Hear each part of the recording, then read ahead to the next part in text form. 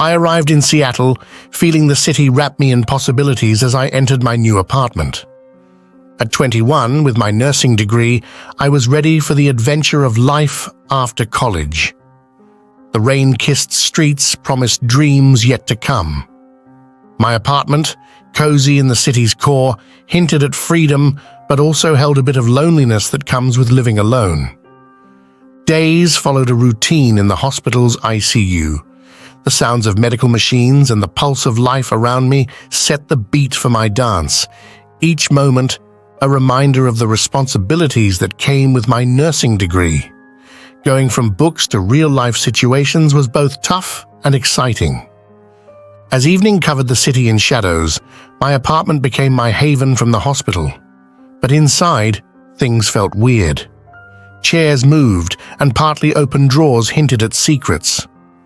At first I thought it was just a new place thing, but a feeling of being watched stuck around, casting shadows where there should be light. The hospital, with its clean hallways and the soft sounds of medical urgency, felt strangely eerie. Mirrors and windows played tricks, showing reflections that seemed beyond the usual. My everyday life turned into a dance, balancing hospital work with the mysteries in my apartment. Among the medical machines and stands, the idea of unseen watchers crept into my thoughts. The exciting start in Seattle began to change as normal and strange things mixed. Each day, as I worked in nursing, a shadowy feeling tagged along, raising questions that went beyond the usual, a personal mystery that begged for answers. Amidst the pulse oximeters and IV stands, the idea of unseen observers penetrated my consciousness. The envisioned promise of a new life in Seattle began to unravel as the ordinary and the inexplicable collided. Each day, as I navigated the intricate web of nursing, a shadowy presence accompanied me, igniting questions that transcended the boundaries of the routine. A personal mystery that begged to be unraveled. Life in Seattle unfolded with a series of encounters and new connections. At the hospital, I crossed paths with fellow nurses, each with their unique stories and experiences. As the days progressed, camaraderie blossomed and friendships took root. It was refreshing to share laughter and tales of nursing woes, creating a support system in this bustling city. Beyond the hospital walls, I ventured into the social scene, meeting locals who embraced me into their circles. Nights were filled with shared meals, laughter, and the vibrant energy of the city. Yet, amid the joy, an unsettling undercurrent persisted. Every outing, every gathering was tinged with an uneasy feeling, an unshakable sensation that someone was watching, observing my every move from the shadows. The city's lights sparkled, and the echoes of conversations surrounded me, but an invisible weight clung to my shoulders. Even in the midst of newfound friendships, the sense of being scrutinized cast a shadow over my happiness. I began to question the authenticity of every smile, wondering if the watchful eyes were among those who claimed to be friends. Despite the unease, I continued to embrace the social scene, convincing myself that it was just the adjustment to a new city playing tricks on my mind. Yet, as laughter echoed in crowded spaces and the city's rhythm pulsed around me, an unsettling truth lingered beneath the surface, an undeniable awareness that my every step was being observed by an unseen presence. In the midst of forging new connections, an unexpected turn of events unfolded at the hospital. Jake, a fellow healthcare professional, entered my life with a warm smile and a kind demeanor. Laughter echoed through our breaks, and a genuine connection formed. Eventually, Jake handed me his number, suggesting we grab coffee. The potential for a romantic interest added a spark to my routine, momentarily diverting my attention from the ever-present unease that shadowed my days. As we sipped lattes in a cozy cafe, Jake's company provided a welcome respite from the watchful eyes that seemed to follow me. However, upon returning to my apartment that night, the unsettling feeling returned. In the shower, the sound of movement in the adjoining bedroom sent a chill down my spine. Struggling to see through the mist, I glimpsed a figure in the shadows, staring at me. Panic surged, and a scream escaped my lips. The figure proved elusive, vanishing as quickly as it appeared, leaving me trembling in the aftermath of the chilling encounter. Doubt crept in. Was it a trick of the fog, or had someone breached the sanctity of my home? The once familiar apartment now held an air of foreboding, and the shadows seemed to harbor secrets that defied rational explanation. As water droplets clung to my skin, fear lingered, casting a long shadow over the romantic possibilities that had briefly brightened my Seattle nights. In the bustling rhythm of the hospital, I found solace at the nurses' station, where camaraderie with my newfound friends, Sarah and Emily, flourished. Sarah, with her infectious laughter, and Emily, the quiet empath, became my confidants in the chaotic world of healthcare. As we shared stories and navigated the challenges of our shifts, a bond formed, creating a haven amidst the eerie undercurrents that tainted my personal life. One day, unable to contain the mounting unease, I confided in Sarah and Emily.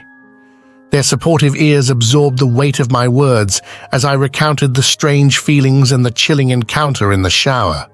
The shared vulnerability brought a sense of relief, a collective acknowledgement that we weren't alone in our struggles. Later that afternoon, after the hospital shift concluded, I mustered the courage to text Jake about dinner. The prospect of his company held the promise of distraction from the unsettling events that clouded my days. Before our rendezvous, I embarked on a run to clear my mind. The rhythmic patter of my footsteps was accompanied by the uneasy awareness that someone lingered in the distance, a silhouette in the fading light casting shadows of suspicion. Attempting to dismiss the nagging paranoia, I quickened my pace. Glancing over my shoulder, I caught glimpses of a figure maintaining a distance that felt invasive. The once familiar streets of Seattle now held an unfamiliar tension, the city shadows concealing a lurking presence that refused to be ignored. Fear crept in, intertwining with the anticipation of my dinner plans with Jake, as the boundary between reality and the unknown blurred into a disconcerting dance of shadows. Panic gripped me as I ran, each footfall echoing the thudding of my heart. The once familiar streets transformed into a maze of shadows, amplifying the unease that coiled within me. The figure in the distance remained, a persistent specter that fueled my desperation to reach the sanctuary of my apartment. Breathless, I bolted through the door, hastily securing it behind me. The chair, hastily propped against the door, was a feeble barricade against the unknown. Shaking, I began to prepare for my date with Jake, the pulsating fear rendering the routine of getting ready a surreal experience. As I applied makeup and styled my hair, a steady pounding reverberated through the door. My hands trembled as I heard the forceful attempts to breach the barrier. Panic surged, and I fumbled for my phone. A text from Jake illuminated the screen, informing me that he was outside, waiting to pick me up. In a frantic call, I spilled out the chilling events, the relentless pounding on the door providing a disconcerting soundtrack. As I pleaded with Jake to understand the urgency, the banging ceased. Moments later, his voice echoed outside my door, calling my name. Relief washed over me as I swung open the door, enveloping him in a grateful hug. On our date, the weight of my fears pressed upon me, and I found solace in sharing the haunting experiences with Jake. His comforting presence offered a temporary respite from the shadows that seemed to persistently encircle my life. In the midst of laughter and shared moments, the lingering unease remained, casting a shadow over what should have been a carefree night. As the evening unfolded, the remnants of fear lingered in the corners of my mind, casting a faint shadow over our dinner. Jake listened intently as I recounted the unsettling encounters, his eyes reflecting a mixture of concern and disbelief. The warmth of his hand provided a reassuring anchor, grounding me in the midst of the disconcerting narratives. Despite the comforting atmosphere, my mind oscillated between the connection with Jake and the haunting events that had become an unwelcome presence in my life. The restaurant's ambient chatter became a distant hum as the weight of my fears competed with the effort to engage in our date. Throughout the night, I found myself stealing glances over my shoulder, half expecting the shadows to materialize into the figure that had chased me through the darkened streets. Jake's attempts at light conversation echoed against the backdrop of my own internal dialogue, a discordant dance of distraction and fear. As the night wore on, the pall of uncertainty persisted, lingering even as we bid each other farewell. Jake's eyes held a mixture of understanding and concern, a silent acknowledgement that the shadows were far from dispelled. With a parting hug, I stepped back into the familiar embrace of my apartment, the weight of the night's revelations settling in the quiet aftermath. The eerie encounters had not abated, and the elusive spectre continued to cast its unsettling influence over my life. In the solitude of my home, I grappled with the questions that had no clear answers, the shadows refusing to dissipate. The night held its secrets, and as I navigated the uncertain terrain, the realization dawned that the shadows were not merely a product of the night. They had woven themselves into the fabric of my reality. The night air held a chill as we stood outside my apartment building, the flickering lamplight casting elongated shadows. The echoes of laughter and conversation from the date lingered, but the weight of the unsettling encounters demanded acknowledgement. "Thanks for coming to my rescue," I said, appreciating Jake's supportive presence. "No problem at all. I'm just glad I could be there in time," Jake replied, his words carrying a warmth that momentarily eased my unease. As we exchanged goodnight wishes, a realization dawned, a seed of doubt sprouting in the fertile soil of my mind. "How did you know which apartment was mine?" I asked, the question hanging in the air like a shroud.